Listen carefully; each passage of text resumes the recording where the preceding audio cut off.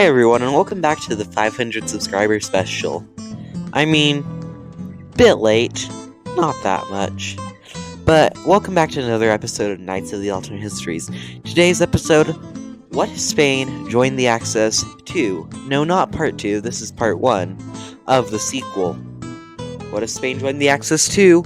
Electric Boogaloo. Here we go. I hope you guys do enjoy this video. Make sure to subscribe and have a good one. So, if you don't know, What If Spain Joined the Axis was my first really big video. No video on the channel has surpassed it since. But I really hate it. So, down in the description is What If Spain Joined the Axis, and this is going to be the only way you can get to it. So, yeah. Remember, we're at 931 subscribers at the time of recording. And at 1,000, we'll get a Discord server. So, make sure to subscribe if you're not.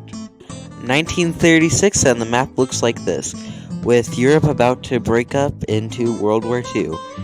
Now, Germany is getting ready to fight, which is basically about to destroy the world. Spain just got out of its civil war, and they're ready to join the Axis, join the other fascist nations in taking down the Allies. Even with their weak economy, they would still be able to provide seasoned troops. France would fall even sooner than they did in our timeline, with now Spain coming in from the south and them having to defend the border. Even though Spain economically was horrible, they still had seasoned troops, especially the Africa Corps, and they would just march in and start destroying. The communists would try and do small uprisings, but those could quickly be taken down, and France slowly would be crushed. Portugal, honoring its alliance with Britain and believing that they could honestly hold them off, would declare war and start pushing into Spanish territory. Gibraltar would also push, but it would quickly be taken over. And the French Africa, well, that wouldn't last long like it did in our timeline. It would just be crushed, especially with the African Corps, just destroying everything. Germany would quickly march in and try and take over Portugal. Northern Portugal would fall, but southern Portugal, or especially around Lisbon, would hold strong, even pushing into Spanish territory still. Gibraltar would have its final escape, and those troops not being able to get through the strait, and maybe about to get through the Suez Canal, would try and escape to Malta, to hold down the fort and try and make it out. Albania would also soon get invaded and overrun, but the siege of Outer Lisbon would begin, with minor towns in Portugal holding them off, while the main forces of both Britain, Free France, and Portugal all try and hold Lisbon to truly take out the Germans. The Germans, however, would lose massively, losing more and more troops over and over again, trying to assault Lisbon's walls. Lisbon would still hold, surprisingly. Germany would waste more and more troops just trying to assault the city, but with so many Allied forces just holding it, it would truly be like the Siege of old.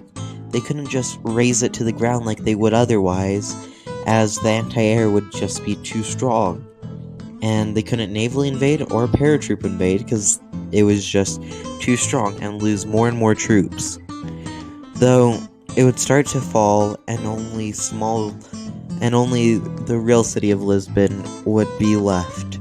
Still holding, Britain and Free France would retreat its troops along with Portugal. But still, the reason it would be so successful is the nearest factories would be in France. As Spain would have destroyed a majority of theirs, then they wouldn't be able to use it, and it would go even horrible as Greece would start to be invaded. So even though it's a smaller forces, that means that Lisbon would still not have to face about 12 Italian divisions, which would be huge. But meanwhile, Greece wouldn't have the Allied support they would need, as Britain would be too busy focusing on Portugal to really care about them, which would cause their collapse even sooner than it did in our timeline. Italy would actually be able to push for once, though minor victories. Eventually, Germany would come in and Greece would be taken out.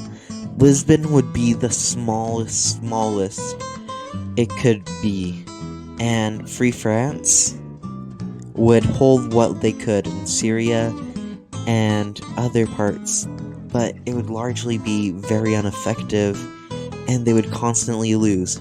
The Portuguese would be forced to retreat their troops, becoming Free Portugal instead of being annexed by Spain. And with the siege of Lisbon over and France getting kicked out of North Africa, Germany could focus most of its resources on Operation Barbarossa, but also some for Greece. And Greece, only having the outskirts of Sparta and Crete left, would prepare for their invasion, but Germany wouldn't want to invade, with still a southern flank open for Britain to try and take over Italy from. So they would try and crush Greece before invading the Soviets. Greece would fall, and as well as Crete with it. Though it would be a hard-fought battle, Germany would now start trying to invade Cyprus. Cyprus would hold as long as it could, and Syria would also fall. But Spain would be confident and was trying to rebuild. I'm just kidding. They would spend it all on the military. I mean, who needs to rebuild when you have a good army, right? What, they don't have guns? Hey everyone. I just found out that the files for the invasion of Yugoslavia got corrupted. So all you really need to know is Yugoslavia is now losing, and they only could hold northern Albania, and they would eventually fall after a long, hard-fought battle. And, I mean, it was the best animation I ever did. There was a fight scene and everything, but you guys missed it because it got corrupted. I'm sorry. Operation Barbarossa would begin, and the Germans would not be prepared. As I mentioned in, the first episode of Knights of the Alternate Histories, Spain would take over the coastal defense, but they'd be weak, and Hitler wouldn't want to waste panzers on Spanish troops, so would of course send all of his panzers to Russia, causing a greater invasion, but also with the troops he wasted on Lisbon and Greece, would cause a weaker division, as what's the point of tanks if you don't have infantry to support them?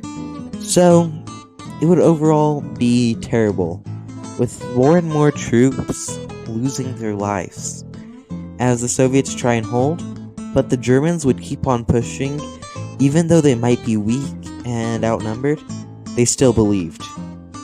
The Crimea would be invaded, and Estonia would really be the only point. Finland would also join the war, but not a part of the Axis, and would try and move down to stay out of it and stay low, trying just to get back to their regular borders.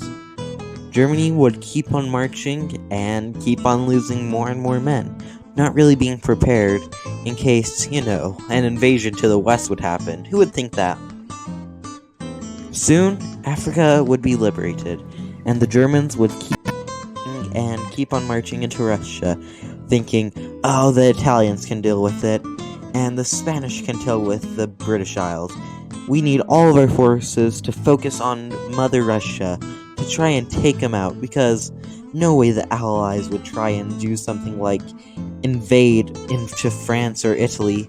That would just be crazy. If anything, they would invade through Spain, and they had troops there. But they would start to worry when the first boats land in Sicily, and would quickly move their troops down in case the Italians try anything fishy. And Russia would start pushing, and they would start winning. The German army would still be mainly focused on taking out Russia, but also stopping from any boots to land further up into Italy. But the Spanish definitely had the west coast defended. I mean, what's that, foreshadowing? Yes, it is foreshadowing. As D-Day would about to land, which we'll get into part 2, so keep on watching. And, yeah, D-Day would happen to a bunch of unprepared Spanish troops with no tanks, barely any cohesion, as the veterans would have died off in the siege of Lisbon and the invasion of Portugal. And now it would just be the Americans versus the Spanish. Hey everyone, thanks for watching. I hope you really enjoyed. Remember, Discord server at 1,000 subscribers, so stay tuned and make sure to subscribe. I can do what Dream does and be like, 78% of people who will watch are not subscribed. But what am I, a Minecraft player? No, I'm a historian, an alternate historian, and I'm tired. But hey, still have to do this recording, so yeah, make sure to like and subscribe. Wow, what a great video.